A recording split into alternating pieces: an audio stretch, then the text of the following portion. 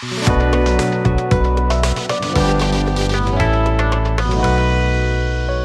Student, डी&जे academy में आपका स्वागत है।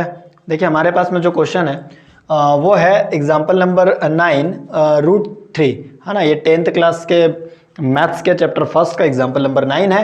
सेम क्वेश्चन यहाँ पे √2 इज इरेशनल और एक्सरसाइज 1 जो 1.3 है उसका फर्स्ट क्वेश्चन √5, ये सेम क्वेश्चंस है ना, सेम क्वेश्चन है। इनको एक जैसे सॉल्व करना है, बस नंबर्स चेंज हो जाएंगे ना। देखिए अब हमारे पास में क्या है कि एग्जांपल नंबर 09 है, तो क्या कहता है example number 09, let us assume to the contrary.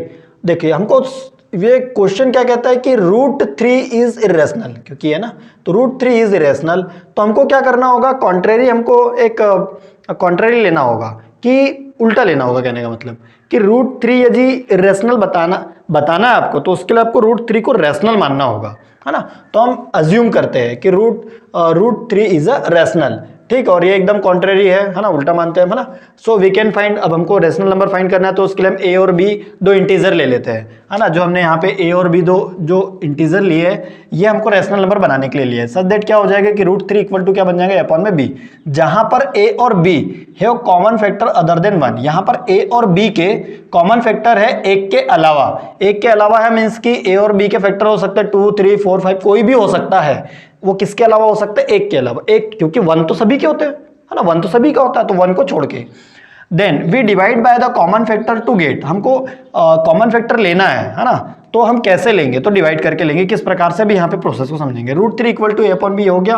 अब हम क्या करेंगे, जो b है उसके जो डिवाइड में उसको मल्टीप्लाई में लेके जाएंगे और दोनों का स्क्वायर कर देंगे। दोनों का स्क्वायर करने पर क्या होगा, तो इसका स्क्वायर जब हम करते हैं तो b √3 का स्क्वायर इक्वल टू a का स्क्वायर। अब देखिए ये b का स्क्वायर अलग हो गया और ये √3 का स्क्वायर अलग हो गया। अब ये जो है या और a का स्क्वायर तो है ही। अब ये √3 कैसे बना यहाँ पर हम देखेंगे, है ना। तो क्या होता है कि √3 का स्क्वायर हम अगर करते हैं, है ना, ये देखिए √3 का स्क्वायर, तो आपको जानकारी होनी चाहिए कि रूट का मीन्स होता है 1/2, है ना। इसको जो रूट होता है वो 1/2 ही कहलाता है। तो 1/2 हो गया और इसकी पावर क्या हो गई 2। अब ये क्या बन जाएगा 1/3, सॉरी ये क्या हो जाएगा 3 की पावर 1/2, और पावर की पावर का होता है मल्टीप्लाई, तो 2 से 2 चला गया और हमारे पास में क्या बच गया 3, है ना।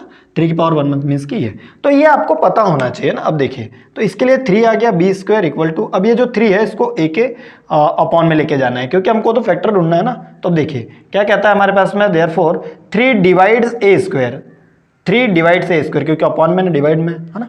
अब इट मीन्स 3 डिवाइड्स a, कैसे, तो ये बाय थ्योरम 1.3, थ्योरम 1.3 यही कहती है कि यदि कोई नंबर a² अगर डिविजिबल है किसी नंबर से, तो उसका जो स्क्वायर अगर नहीं हो तब भी वो डिविजिबल होगा, है ना। इस प्रकार से हमको बताती है। तो ये यहाँ तक समझ में आया। और हमको कॉमन फैक्टर ढूंढना है, तो a का तो हमने ढूंढ ही लिया कि 3 है, ऐसे हमको b का ढूंढना होगा, जिसके लिए हमको क्या करना होता है कि a के प्लेस पे, क्योंकि a का तो हमको मिल गया, तो a के प्लेस पे कुछ लेना होगा, तो हम क्या लेते हैं, so we can write a equal to 3c for some integer c।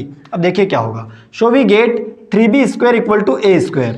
कैसे, तो ये तो हमारे पास में क्वेश्चन में कहा है ना, यही वाला है ना। अब देखिए क्या होगा, 3b² ये एज इट इज है और a के प्लेस पे हमने 3c को लिख दिया। अब देखिए आप यहाँ पे जो होगा ये 3 का स्क्वायर हो जाएगा, तो 3 का स्क्वायर क्या होता है 9, और ये c² बन गया। अब ये जो मल्टीप्लाई का 9 है इसको अपॉन में लेकर के आ गया हम इसके, तो 3 बन जा 3 और 3 3 जा 9। अब ये क्या बन जाएगा b² अपॉन में 3 आ गया और equal to c²। It's mean क्या हुआ कि 3 से b² डिवाइडेड है ना। सेम यहाँ पे जो हुआ है एज इट इज वही हुआ, और हमको करना भी वही था, a और b के कॉमन फैक्टर ढूंढना था, तो हमको कॉमन फैक्टर कौन मिल गया 3, ठीक है। अब आपको यहाँ तक समझ में आ गया। तो एज अ कॉमन फैक्टर जो है देयरफॉर a एंड b है वो at least 3 as a common factor, but this is a contradict, ये एक कॉन्ट्राडिक्ट है ना। पहले अपन ने क्लियर कर लिया था कि कॉन्ट्राडिक्ट है ना। अब देखिए तो क्या होगा, तो अब हमने तो कर दिया इसको एक प्रकार से रैशनल नंबर प्रूफ। अगर देखा जाए तो ये जो इतना जो ये जो बताता है, ये क्या बताता है कि रैशनल नंबर है। कैसा नंबर है, रैशनल, ना कि इरेशनल। बट ये पॉसिबल कैसे हुआ, तो ये पॉसिबल इसलिए हुआ क्योंकि this contradiction has arisen because of our incorrect assumption. जो हमने माना था वही गलत मान लिया था, इसके लिए ये सब हुआ है ना, वो रेशनल बन गया है ना। तो हमको उसको बताना होगा कि ये हमने गलत अज्यूम कर लिया था, इस वजह से वो रेशनल हुआ था, अदरवाइज ये इरेशनल है ना। तो देखिए incorrect assumption that √3 is rational, यही हमारा अजम्पशन गलत था। So we conclude that root 3 is irrational, और इस टाइप से रूट 3 क्या हो जाता है, इरेशनल।